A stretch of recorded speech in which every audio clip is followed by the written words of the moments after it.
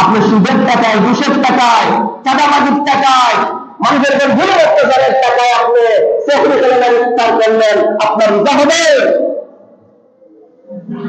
আল্লাহর হাবিব বিশ্বনবী হযরত মুহাম্মদুর রাসূলুল্লাহ সাল্লাল্লাহু আলাইহি ওয়াসাল্লাম হাদিস শরীফের মধ্যে বলতেছেন, লা ইয়াদখুলুল জান্নাতা জাসাদুন বুনিয়া বিহারামিন আও কামা ক্বালা আলাইহিস সালাতু ওয়াস সালাম।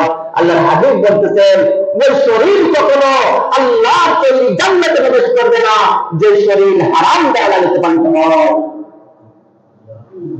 তো আপনি সুদ খেয়ে, ঘুষ খেয়ে, চাঁদাবাজি করে, মানুষের উপর জুলুম অত্যাচার করে, জবরদখল করে, অন্য সম্পদ আত্মসাৎ করে সম্পদ অর্জন করলেন, আর এই সম্পদ থেকে আপনি ইফতার খেয়ে আপনি রোজা রাখতেছেন, মনে রাখবেন আপনার রোজা আল্লাহর কাছে কখনো কবুল হবে না। ঠিক কি ঠিক না? কারণ হালাল আর হারাম কখনো এক হতে পারে না। তো ভাই